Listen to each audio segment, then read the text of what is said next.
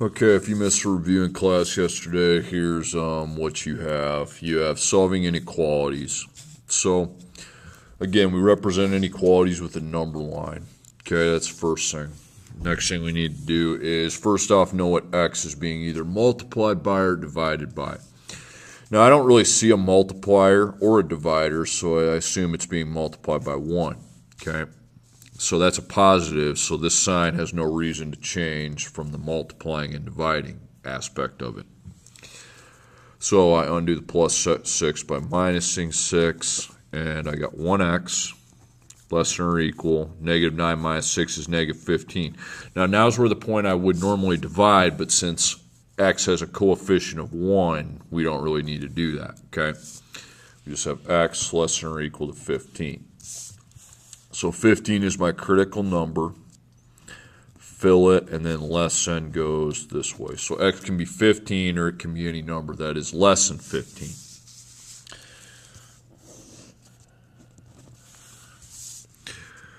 Okay, next one, negative 2x greater than negative 16. So again, x has a multiplying number this time of a negative, okay? And so that sign needs to change because I know I have to divide by a negative. I really don't, I go straight to the division part. I don't need it. I don't have any adding or subtracting that needs to be undone, so I go straight to the divide by negative 2.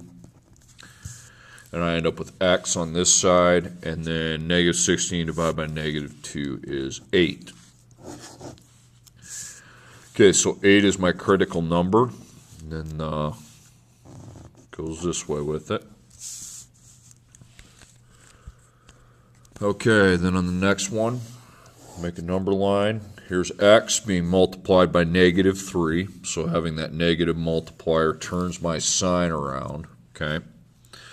But first I have to undo the minus 2 by adding 2. So that takes me to 9. So negative 3 times x is less than or equal to 9. And then we're going to divide each side by negative 3. Now I'm ready to fill out my solution, okay? X would appear on the left side, which is good, and 9 divided by negative 3 is negative 3. Okay, negative 3 is critical number. Circle, fill it in, and greater than is going to go that way.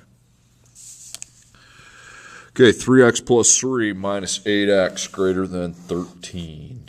So we have a little slight problem, the fact that x appears twice in this inequality. So before I worry about what direction the sign's going to be going, I need to simplify the inequality so x appears only once. So where do the x's appear? On the same side of the inequality or on different sides? Well, that's the same side. So the same side is simple addition. There's no property of equality. Then I add 3 to negative 8, and that's going to be negative 5x. And then plus 3 greater than 13.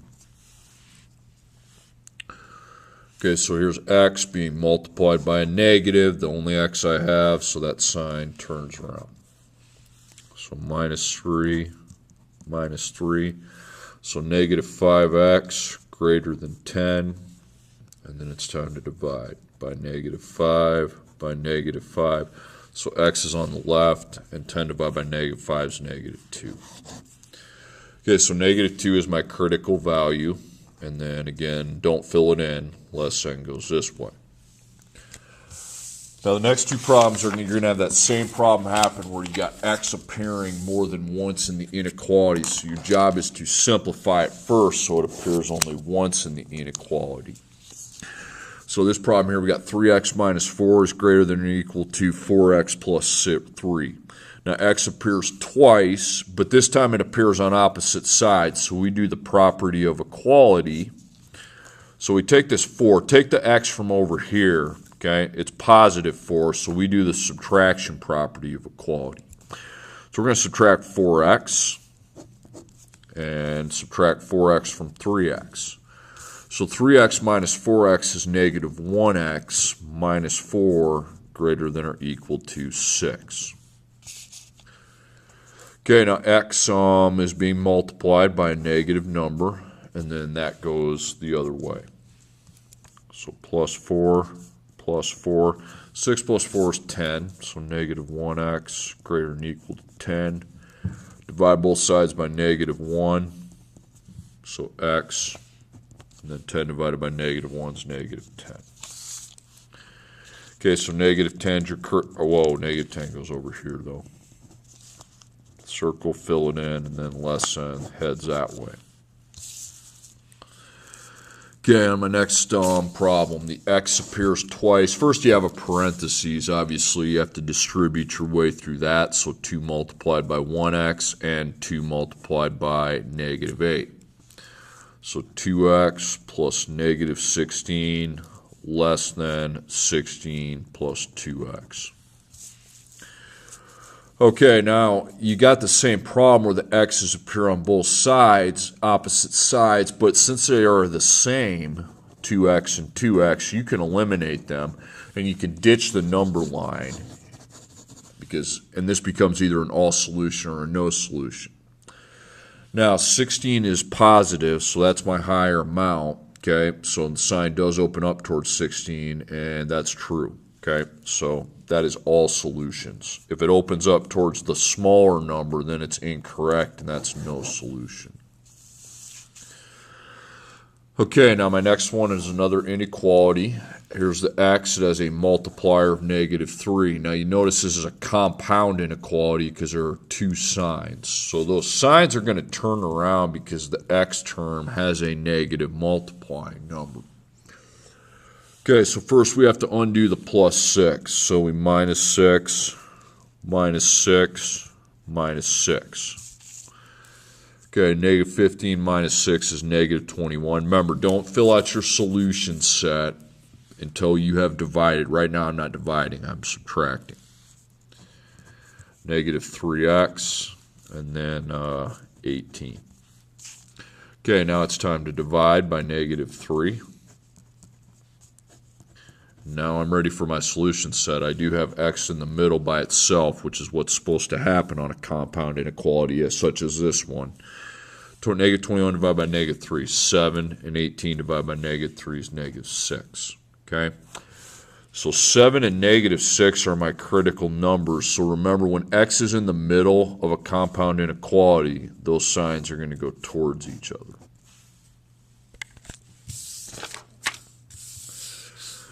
Okay, now solving inequalities where there are two variables means I graph on the coordinate plane. Okay, it's not just a number line where you have an inequality in one variable. Now there are 2 variables. So we have the y and the x are on opposite sides, so that means that's going to be a slope and a y-intercept.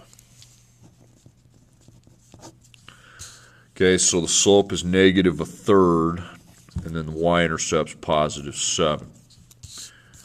Okay, so on the y-axis, you go up to 7. So up 1, 2, 3, 4, 5, 6, 7. Okay, then my slope, it's down 1, right 3. Okay. So down 1, right 1, 2, 3. Down 1, right 1, 2, 3. Okay, now we do have the equals 2 sign, so that means my line is going to stay the same. Okay, now I need to pick a point. Okay, so 0, 0.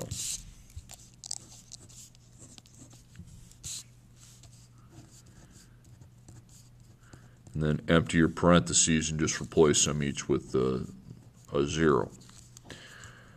Okay, so what do we have here? We just have 0 and then greater than or equal to. Now I do my operations. 1/3 times 0 plus 7, that's going to give me 7. Now 7's higher, but the sign is not opening up towards 7, so that's a false statement. The fact that 0 is greater than or equal to 7, it's not. Okay, so it's false. That whole side then is false, and everything up here is true.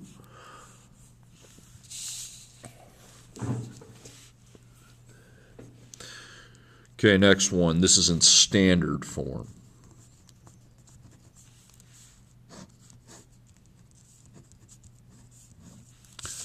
Okay, so write that out twice. Negative 3x plus 6y equals negative 18. And then again, just right when you're finding the y-intercept and the x-intercept, you're just going to, again, use the equals. So if x is 0, we can eliminate 3x, and if y is 0, we can eliminate 6y. And then I divide by 6, and this is negative 3. And then I divide by negative 3, and that ends up being 6. Okay, so 0, negative 3, that's your y-intercept. So you go down 1, 2, 3, and that's where the line's going to cross the y-axis. And now the x-intercept is 6. So on the x line, I go 6, and I just don't worry about the y. So 1, 2, 3, 4, 5, 6. Again, you go back, you travel back to the middle before you graph that second point. Okay, so that greater than sign has no equals, so it's just going to be a dash line. And now I need to find the side that actually has the greater, where the points that make this side greater than this side for x and y. So 0, 0 would be the best test point. So I empty the x and the y. It's like they're filled up, and you need to empty them and put in something different.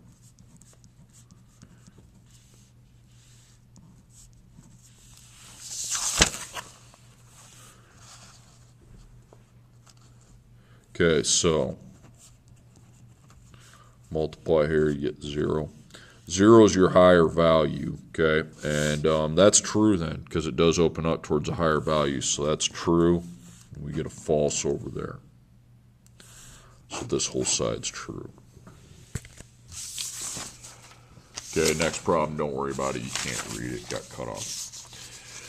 Okay, I have to put a fence around a rectangular patio. I have 400 feet of fence. The patio has a width of 120 feet. Find the possible lengths I can make the patio. Okay, so again, you need to draw the actual rectangle. And remember, what you're doing is you're building fence around the outside. So there are 2 lengths and 2 widths. So I'm putting around this side that has 2 lengths plus and then 2 widths. And you have 400 feet of fence. That's your critical amount, but you can't go over it, so it's less than or equal. Now, the first thing that might be useful is get rid of one of your variables. Okay, you can't have 2 variables here. And fortunately, it tells me that we have a width of 125 feet. So I just empty the W out, and heck, I'm just going to put 125 right here. So 2 multiplied by 125 is 250. So 2L plus 250 is less than or equal to 400. Okay, then L is multiplied by 2, positive 2. So the L, again, we're not going to use a number line on a story problem because the negatives really wouldn't apply. So I subtract 250 from both sides, and 2L less than or equal to 150. Then divide by 2, and that's 75. So your length can be 75 or anything less, but it can't be over that.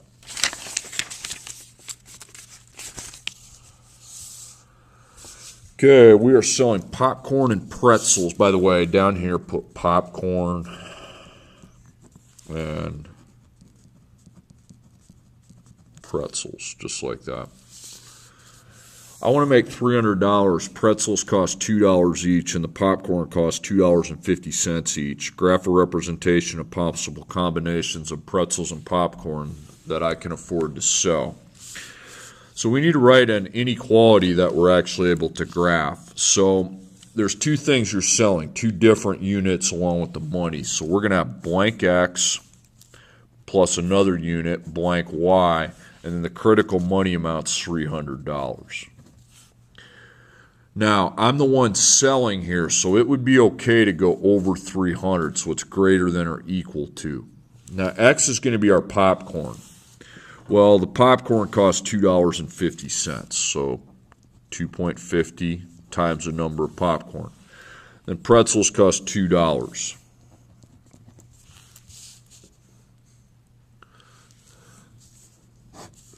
Okay, standard form to graph it.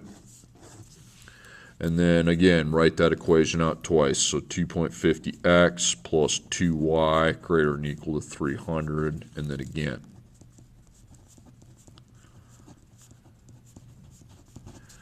Nope, just put equals, my bad. Okay.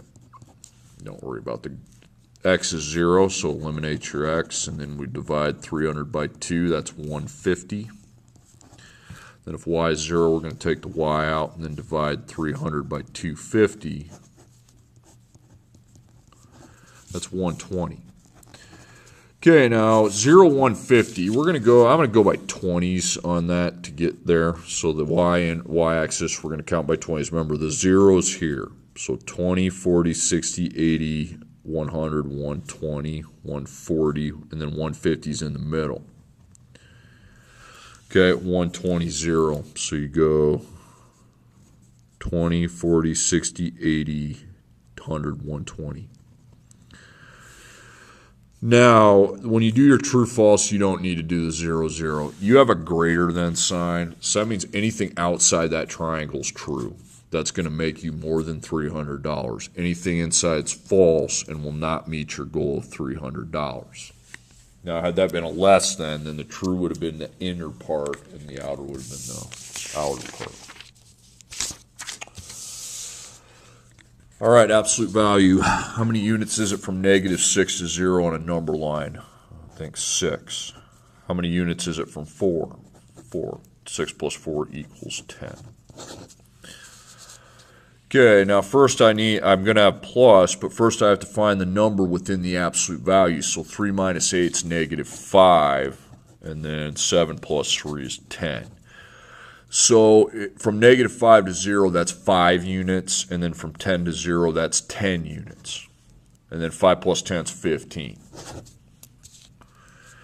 Okay, 10 minus 12 is -2, and 4 minus 8 is -4. So from -2 to 0 is 2 units. From -4 to 0 is 4 units. And now, at this point, you forget about absolute value. This is just a regular arithmetic problem. You just take 2 minus 4. It's -2. But you're done configuring the absolute value, okay? So the final answer of -2 is right, okay? You're done with absolute values once you get down here. Now it becomes just regular math with integers. Okay, solving absolute value equations. Well, we know one thing. We pretty much have a good idea that these have 2 answers, all 3 of them. Now, within the absolute value, we have just the expression x. Now, the absolute value, there's no operations going on outside, so it's equal to either x. To have an absolute value of 5, you can be at either +5 or -5. And that's your answers, okay? All right, now on my next one, 4x minus 2 and 4x minus 2. You always know what to put on this side. It's whatever's with the expression within the absolute value. Okay, so there's no operations outside of our absolute value, so the absolute value equals 6. Well, 6 is one place you can be 6 spaces from 0. -6 is the other. Okay, then you just add 2. That's 8. 4x equals 8, and then divide by 4, and x equals 2. Then add 2. And 4x equals -4, then divide by 4, and you have -1. So those are 2 possible abilities for x. Okay, now on the last one, we have x minus 3.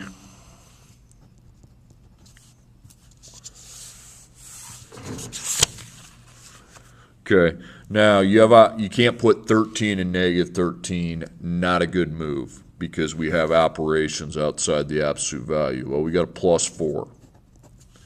You also got a 3 in front with no sign, meaning multiplication. So you need to undo the +4 first. Okay, so you -4, -4. Now that takes you to 9, but you don't want to put 9 and -9 because you still have to divide by the 3. 9 divided by 3 is 3.